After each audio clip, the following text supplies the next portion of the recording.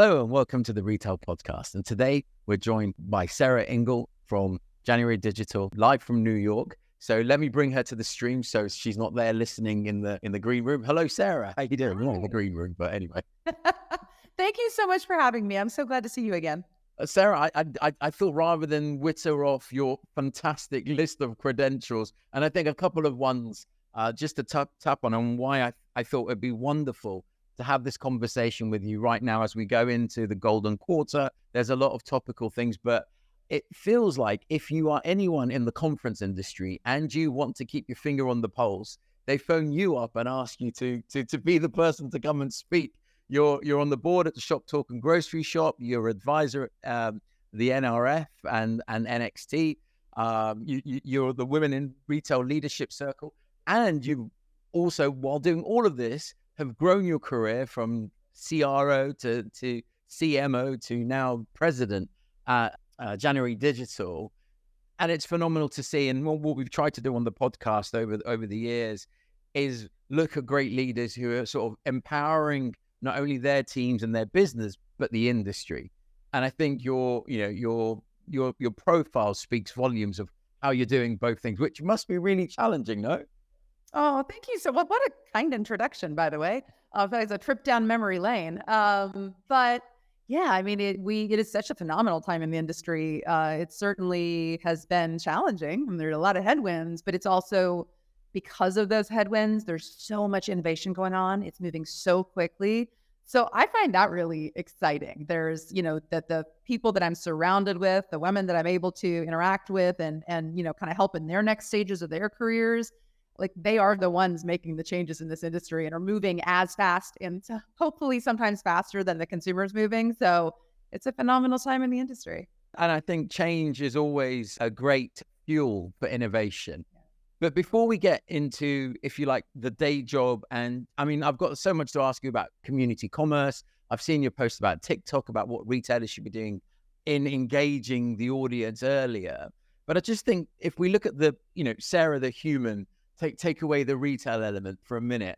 What I'd love to do is, and luckily, fortunately, I've looked at my data from Spotify on the listenership, and we do have females almost equally represented, not only from a listenership, but also from an engagement perspective. And so the ages between 25 to roughly 45, I have parity in listenership. So I'm 25, and I think this is the advice that I'm going to ask you to give probably can go to either or, but I'm just curious if you could go back in time to sort of whisper in your ear early on in your career to accelerate your amazing career that you've got and are still building, what would that advice be? Oh, there are a couple that I think of often. I think the biggest one, first and foremost, is that setting boundaries actually gets you farther ahead and is good for everyone involved.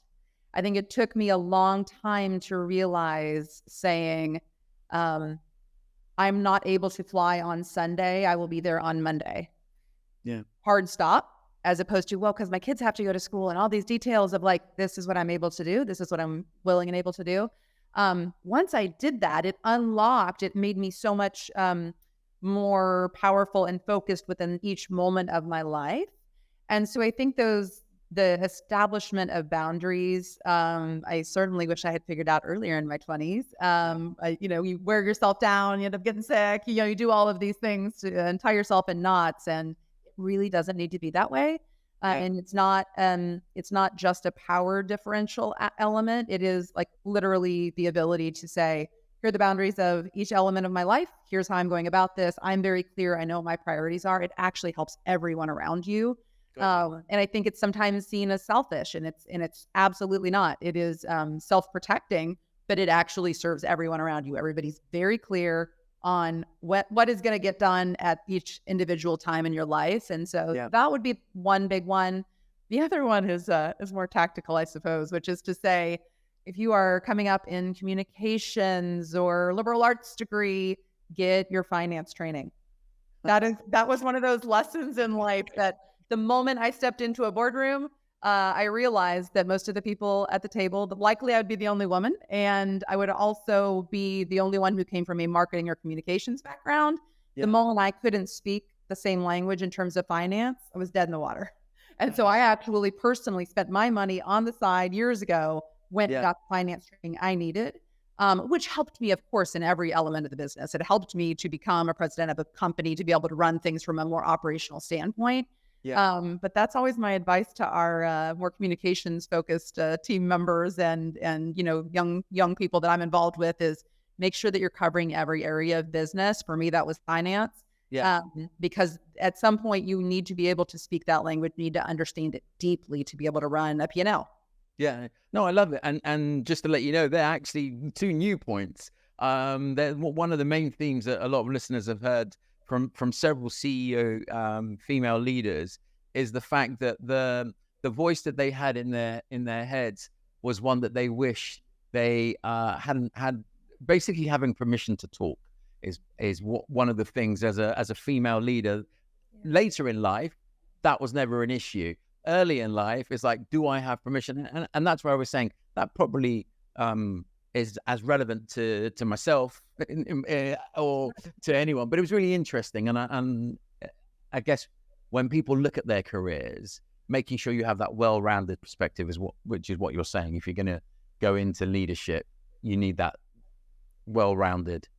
Absolutely. But that brings a slightly different point up. But the idea of advocacy and building that, good ideas are good ideas, right? The willingness and ability to speak up. I think about reverse mentorship that I have here in our organization. Like there are so many younger people in our organization with phenomenal ideas who grew up digitally native. If I'm not able to put my own background and ego to the side to learn from these team members, there's no way you're going to innovate fast enough. And so I think that's true for anybody. There are very distinctive moments career-wise where it was more literal. Like I remember being on an executive team, not here in the past, where there were 2 women in the executive team, and then there were a number of men on the executive team. And what we realized was that sometimes those ideas weren't quite heard. Somebody would say something and then somebody would say it later and then, oh, John, that was a good idea, that type of thing. We actually had a code. We literally kind of worked it out in the background. And of course, now I do it very naturally and probably have for the last 10 years. But it was like, that was a really good idea.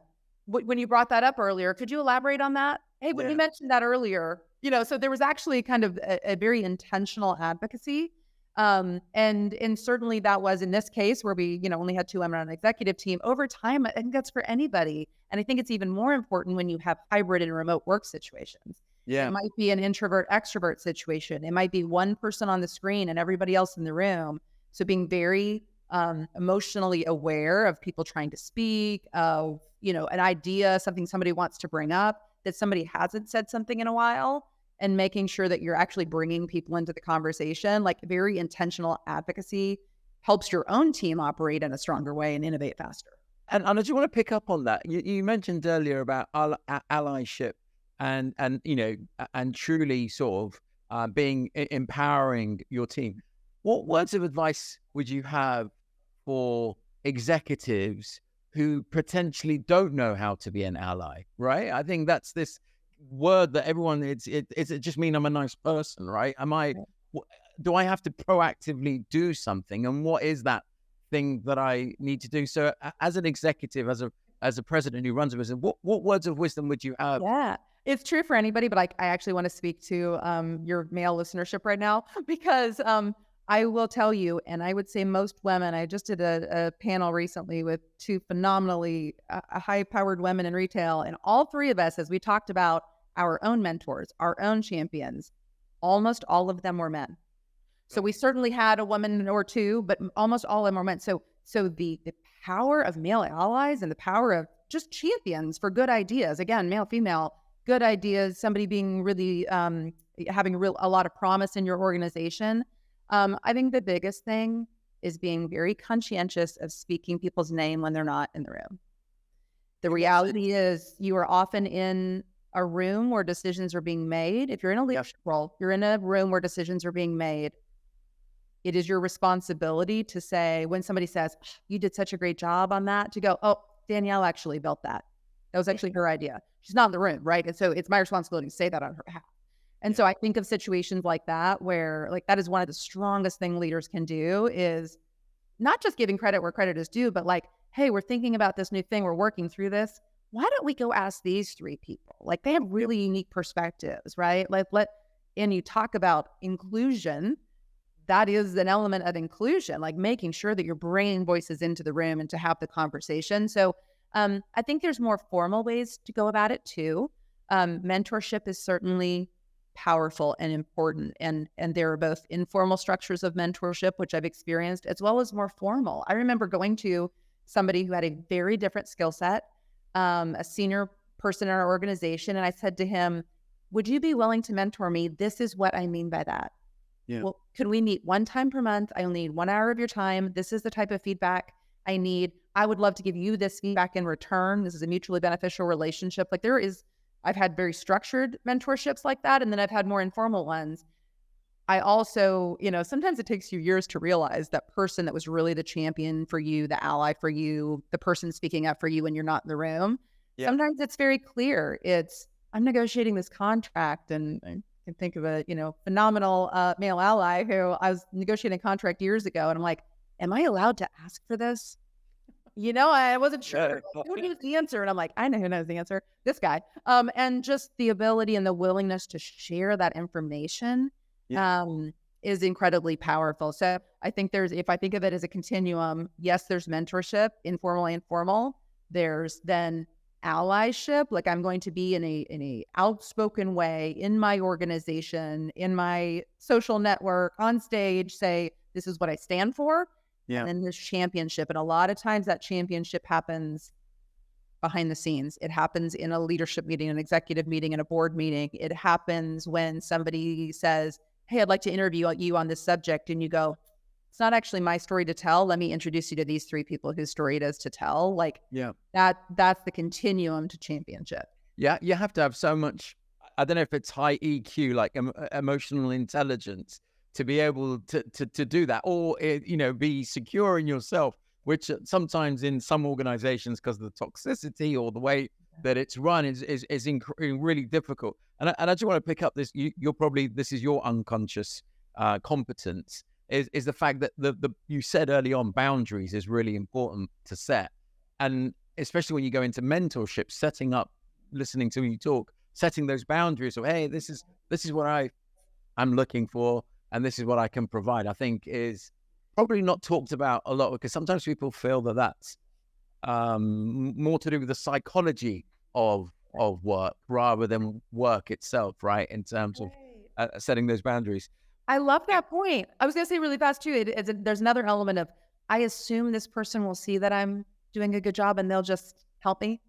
Well, you just have to be explicit. You just have to ask. And being explicit means setting boundaries around what you're asking, because if you're asking somebody who's a board member or CEO, like they only have so much time too, and they likely are willing to help, maybe not, and you'd rather know that up front. But if they are, like setting boundaries around that, and this is exactly what I'm asking, and I would love to offer this in return, there's so much strength to that. So I love that point. Yeah, and also having a mentor. I think a lot of people leave it way too late in their careers to have actually 2 mentors rather than 1, and in different parts of the business, because sometimes you go where it's really easy and you pick up someone who's your champion, but actually can't help you in your career. And those champions sometimes sits elsewhere. What is the one thing that retailers should be thinking about that they're not right now? More than ever, it is the elongated season. So Prime Day, back to school, straight into holiday, early promos. We're talking a lot right now about the Cyber 12. When we're talking with our clients, it is not, it's not Black Friday, Cyber Monday. It's actually this 12-day period where very specific things happen on very specific days. When promos peak, what customers are expecting. Those expectations have shifted a lot in the last few years. And this year is really interesting. It is behaving slightly differently. Some of the patterns we're seeing the same. Holiday pulled up and up and up. So, we're starting holiday in October last year, right? So it pulled up. There's also an element though of very conscious delay of purchase. And so and by that I mean I'm planning. I'm a consumer male consumers we're seeing this even higher than female consumers, but I'm very intentionally planning to wait until the last minute. I'm very intentionally planning to wait for the next deal to come. And so I think that brands have trained their customer base on their promo cycle. Yeah. And so there's a lot of that happening. We're hold and wait. Another way, and you can see that coming out right now, is in conversions. So no matter who you talk to, and if you're in the retail industry and listening, you're not the only one. I promise your conversion path is longer. It just is. And it has been for the last 6 to 9 months. And I think everybody's going, it used to only take 3 touch points. Now it's taking 6. Now it's taking 8. And, there's a lot of panic around that. Certainly, if you're talking about a site conversion versus an in-store conversion, certainly there are things you can do to control that. Your site experience, your checkout process. If they want to shop on social, let them check out on social. So, those elements that I think people are looking at, but there's also a lot of behavior right now that is saying, I'm considering my purchases for longer. My economic confidence is a little shaken right now. I need to plan my purchases in a different way. We saw at Prime Day, people buying back to school. Yeah. Prime Day, we also saw people buying holiday. Yeah. A lot of toys purchased that were going to be held for holiday. And so that very conscientious process means that conversions are taking longer to happen. Also, you mentioned TikTok. I think it is important to point out and have the audience, so I want to say it. I believe strongly in TikTok. I believe strongly in socials, clearly in socials' ability to build a broader customer base, to reach new consumers, and to convert. It does. Would you just sorry to interrupt you? Would you put that underneath the umbrella of community commerce, or would you say that's something else? I would put it under the umbrella of community commerce. I think it's interesting. You look at community, and I think there are social platforms that pull more towards community, and those pull less towards community. And I think about gosh, I actually love Pinterest. If they're listening, I do. And when I was on the brand side for quite a while, about half my career has been inside brands. And I believe strongly in Pinterest back then. It couldn't quite convert. They've put so much in place now where it does convert. And that's a very specific, again, talk about continuums. You have the continuum of your Facebook's clearly a community. Clearly you're doing meetup groups, and you have moms groups, and there's so much going on there. Instagram, TikTok is a faster pace. TikTok significantly faster pace. And then the other kind of opposite end of that spectrum is Pinterest, where it's yes, there is some community happening, but it's a very personal board. It's something I'm excited about. I'm building my wedding board. I'm building recipes for my family, whatever those elements are. And I think brands are figuring out how to monetize that differently. So yes, I would say all of those have elements of community. But it's a spectrum of your Facebooks to your Pinterests. Yeah. With TikTok specifically, though, I guess it's true with Pinterest as well, but I would just say, if they're coming from, you just have to think about people's mindset in that moment. In TikTok, they're in the mindset of entertainment. They're in the mindset of discovery, right? They might not be in the mindset of purchasing right this moment. And so the fact that conversion is taking longer is fine. You are building a bigger base. You have to measure it differently. I think I'm seeing a lot of I'm getting so much more social traffic. And then the question is always, is the traffic qualified? It is qualified in a different way. You're trying to build your base. You have to be able to have a recurring message and know that those conversions are going to take a bit longer because you're interrupting an entertainment path, you're interrupting a discovery path, or you're leading them from a discovery path into a conversion path. It's just a very different, I think many brands and retailers and advertisers are trying to fit everything with the same model of measurement, same model of outreach, same cadence of creative.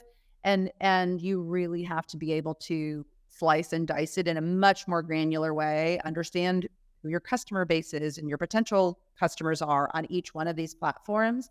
When that's happening, though, it's incredibly powerful. We are seeing massive lift in that area if it is done with very specific audiences, very specific strategy, and measurement. But the toughest part, I think, sometimes is the measurement, because organizations expect to report things in a very specific way. Well, I was just going to ask you, so if you're converting, and I'm just curious from what because I think the age-old problem has been, the e-commerce director has always competed with the stores director. And if you're lucky enough, in some organizations, it's the same person. So it doesn't matter where the sale happens. It's a sale for the company.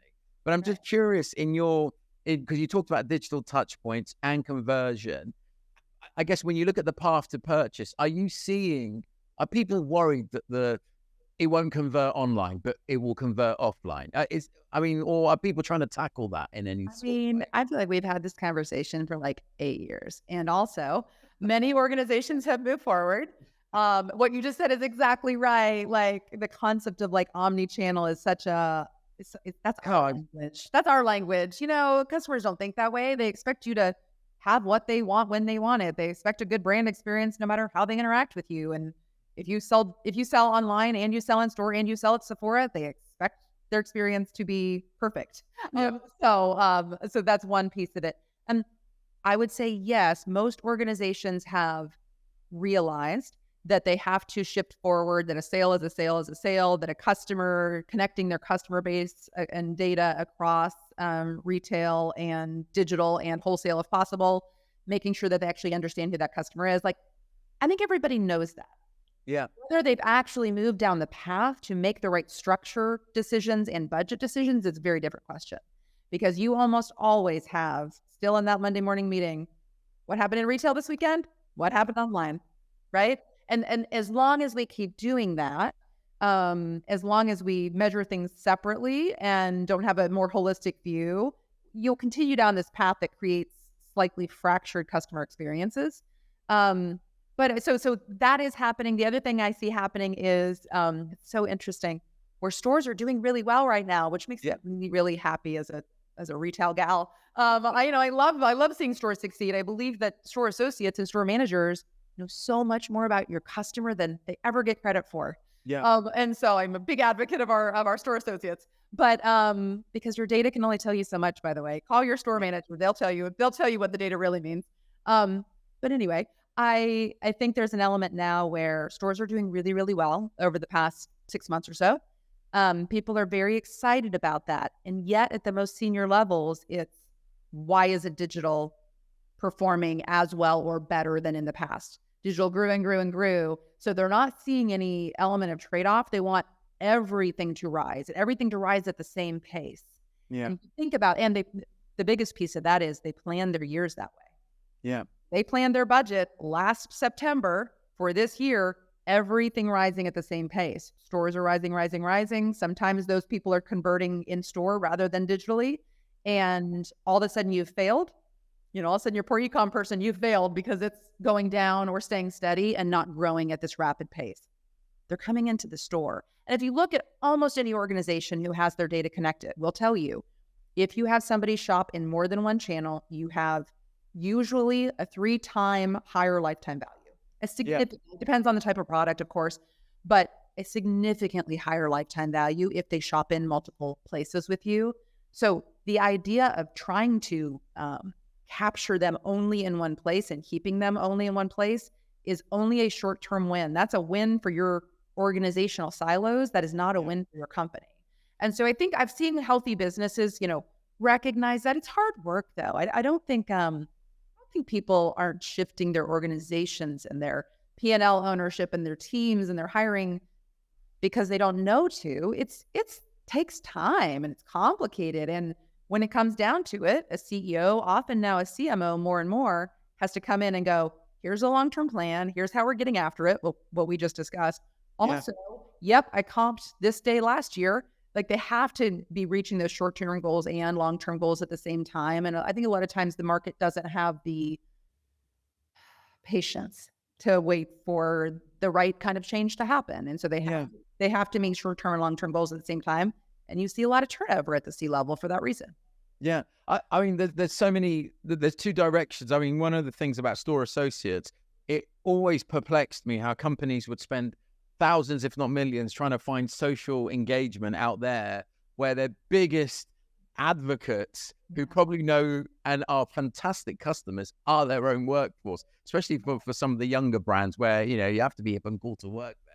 And I'm sure they're TikTok accounts. But anyway, that's one thing. I'm curious, the intersection of, it's like conversational commerce, I don't know what you want, social commerce, whatever it's called.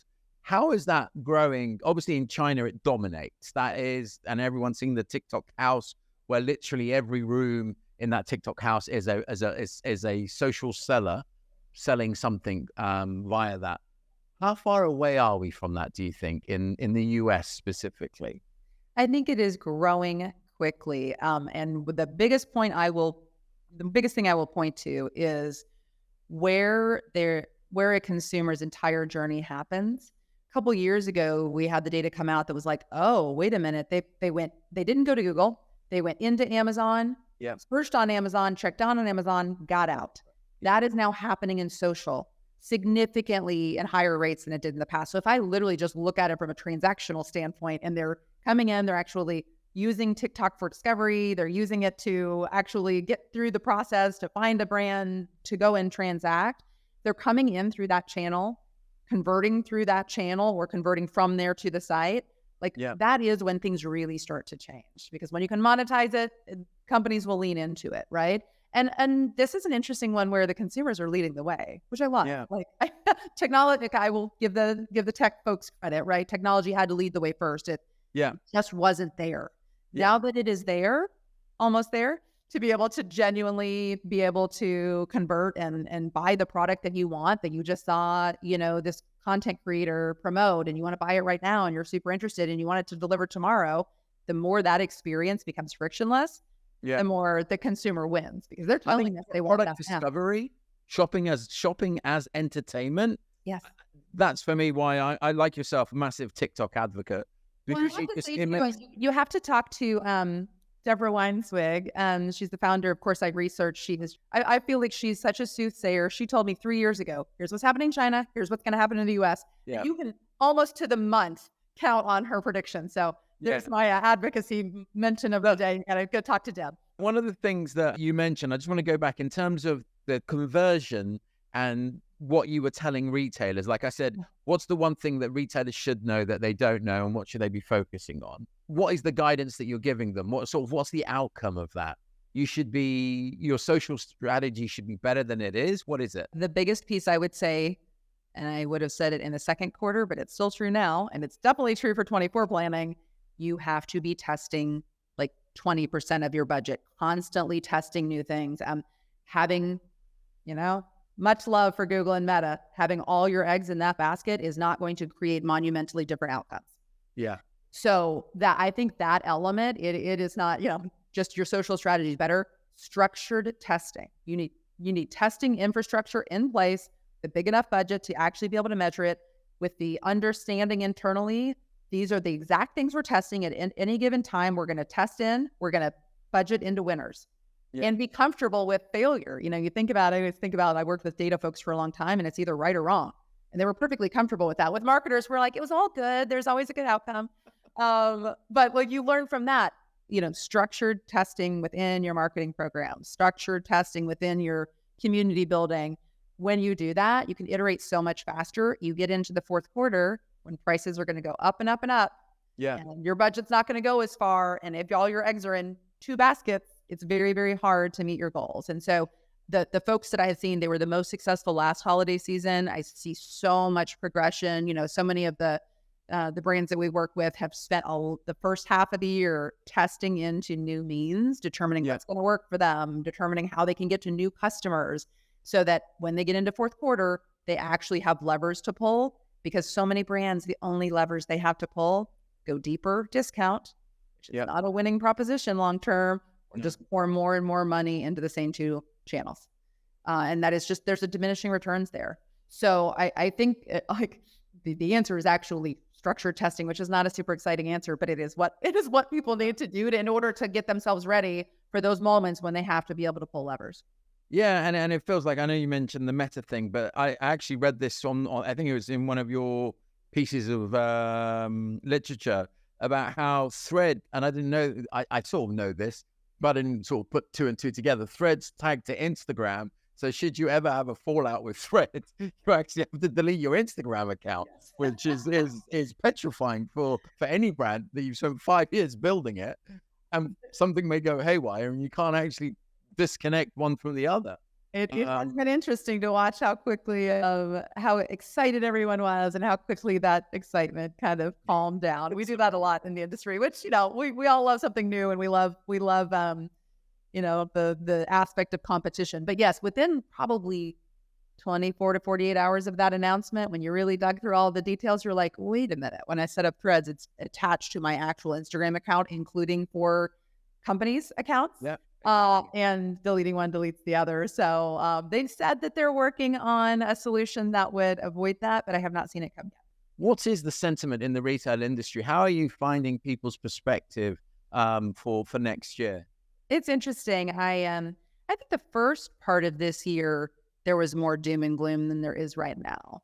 I think this industry has become so resilient over the last few years, like early COVID, shutting all our stores. I mean, I was on the brand side at the time, right? Like people going on furlough and you're trying to make sure that you're, at one point FedEx stopped picking up and people couldn't get packages out of their warehouses. Like if you made it through that and you're in this industry, like you are made of iron at this point. And so I think that we as an industry are weathering those storms a lot better. One of the biggest things I would say though, is that there is a big sentiment right now of doing more with less. Yep. I think if I had to like summarize, people's That was the one catchphrase. Do more with yes. Yeah, it's not pessimism. It's not fear. I think, like I said, if you've been in this industry for a while, like nothing can scare you now, right? Yeah. Fearless. But there is this element, and almost anybody I talk to, again, whether it's CEO, CMO, e-com manager, whoever it is, it's, can you do more with less staff? Can you do more with less resources? We're going to keep the budget exactly the same, but we need it to grow 40%. Yeah. There's a lot of that going on. You have to offset inflation, right? Somehow. Yeah. I think some of it is that. I think some of it is that because we believed that consumers were demanding it, because of fear at the time, organizations invested so much during COVID on everything they thought their customer might possibly want. Next day delivery, same day delivery, curbside pickup, curated dressing rooms before you walk in the door, service after service after service. Every one of those chips away at margin. Some of them are vital for your organization, some are not.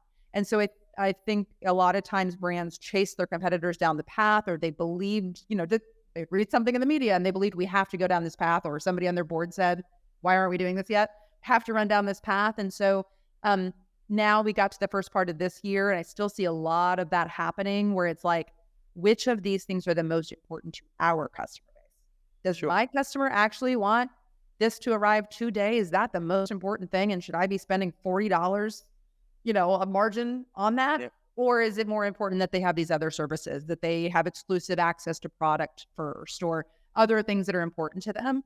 So I think there's a lot of trade-off conversations happening. There's a lot of upskilling staff, reskilling staff from a digital and data perspective, a lot of that happening. But all of it can kind of fall under this umbrella of like, it's not pessimism, it's almost realism.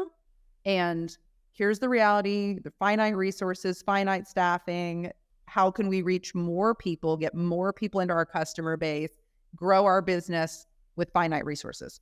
I'm just curious, in terms of your final thought, maybe reflecting on the earlier part of our conversation and the words of wisdom that you had, what would be your final thoughts or words of wisdom for anyone listening to the show? I love that. I think there are two things I have in mind. One is there are elements in any organization, any role, any industry that where there is a need that can be served, lean in, say yes, step up, whether you know how to do it or not, like just say yes. I think leaning into new elements in your career, like there is no linear path. So if you're sitting there thinking, I have to do these 3 things and then I'll get to this next level, and it just doesn't exist. If you ask anybody who's been doing this for a couple of decades, as I have, they will say it is not a linear path. And so the more you can take in new experiences, ask people for advice, like really volunteer and put yourself out there. Sharonda Williamson, who is from Ralph Lauren, who is absolutely brilliant, and you should definitely go follow her on LinkedIn, said that to me at one point, that some of the biggest career shifts that she had was somebody saying, nobody wants to do this job. Will you do it? And her saying, absolutely. So that is one element. The only other element is, I would say, there's so many ways in which you can connect with other people who can help in your career and who you can offer help to. So whether you do that informally, through your social networks, through LinkedIn, through, the people in your organization, or whether you do that more formally. We're about to have Shop Talk Meetup for Women. It's a virtual event. And we did that very intentionally to get that many more women who are able to speak and lead these table talks, these intimate sessions to answer questions. I'm going to be talking about navigating really tough challenges inside your organization. And we're going to tell some truths. So those types of opportunities, like lean into those, sign up, go have those conversations. Like it's not just about like advocating for yourself in your career, which is also vital. It's also volunteer, jump in. If you see a need, fill the void. And I guarantee you will learn something from that. And it often will help you determine what that next step should be for you. Yeah, I don't often say this, but I genuinely feel, Sarah, some of those words of wisdom will change people's lives in a really positive way. So thank you. Thank you for reach out sharing to anybody who listens and just needs advice or would like to connect. I'm so glad to talk to you, Alex. You do phenomenal things for this industry, and I really appreciate you. Thank you. I look forward to seeing you at Shop Talk next year. Thanks.